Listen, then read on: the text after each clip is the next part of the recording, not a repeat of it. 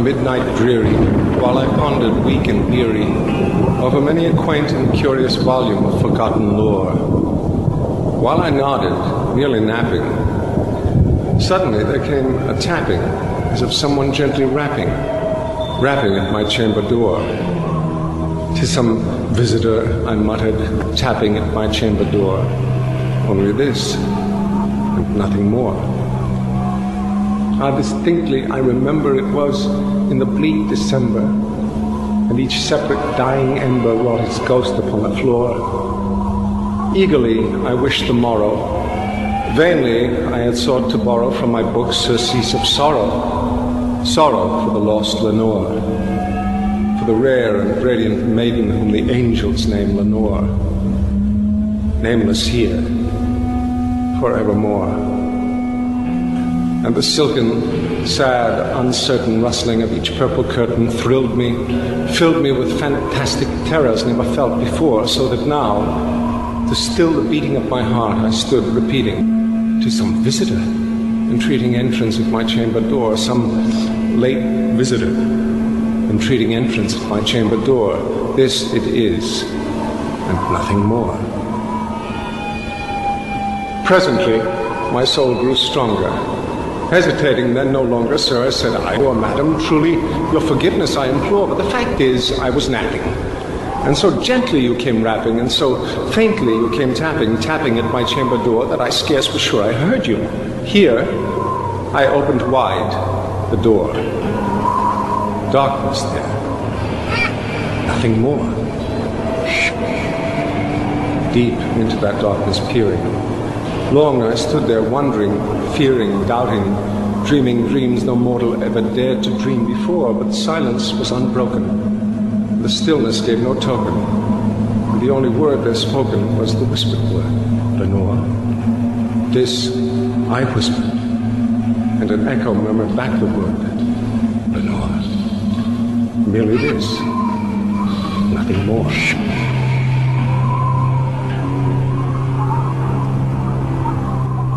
Back into the chamber turning, all my soul within me burning. Soon again I heard a tapping, somewhat louder than before. "Surely," said I, "surely that is something at my window lattice. Let me see then what thereat is, and this mystery explore." But my heart is still a moment. This mystery explore, 'tis the wind, and nothing more. Open here I flung the shutter, when, with many a flirt and flutter, in there stepped a stately raven of the saintly days of yore.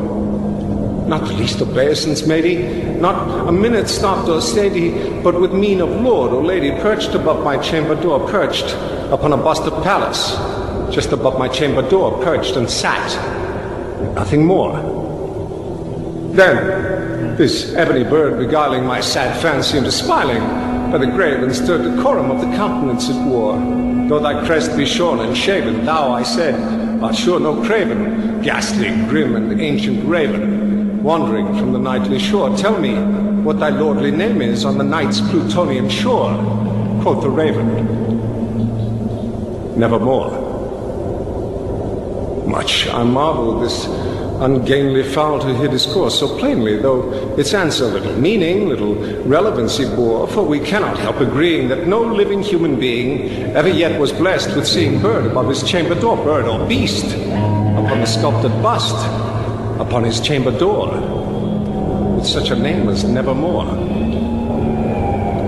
But the raven, sitting lonely on the pallid bust, spoke only that one word, as if his soul in that one word he did outpour. Nothing farther than he uttered, not a feather than he fluttered, till I scarcely more than muttered, "Other friends have flown before.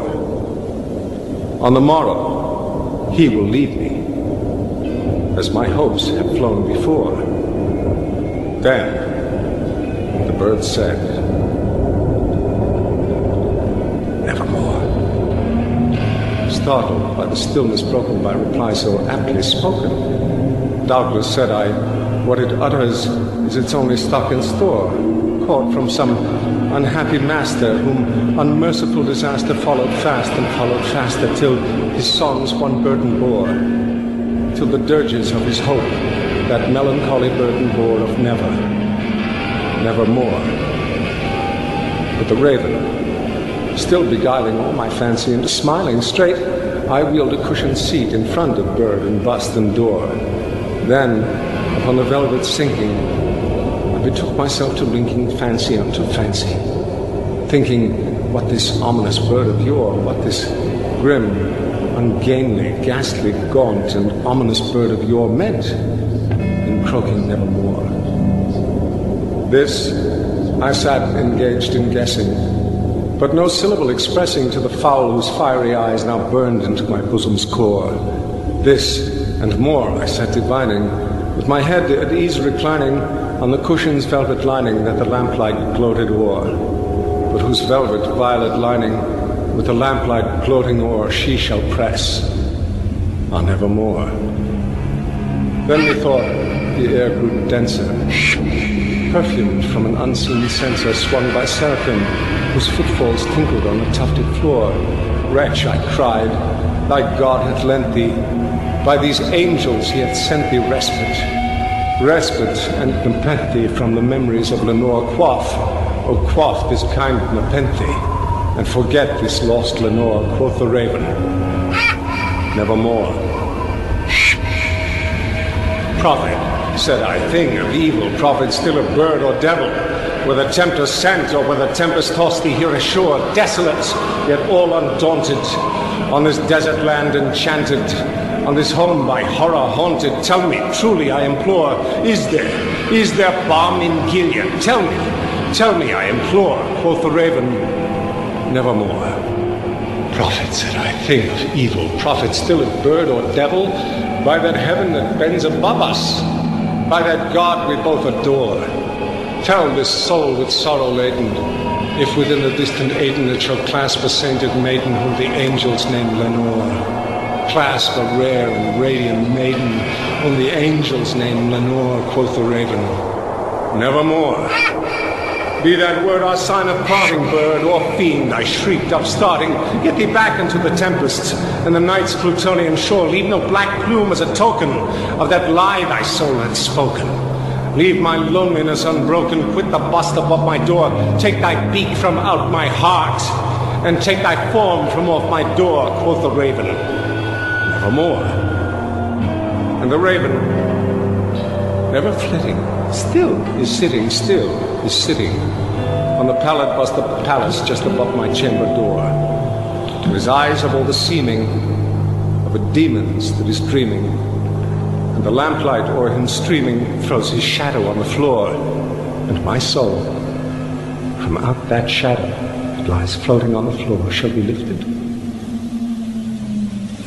nevermore.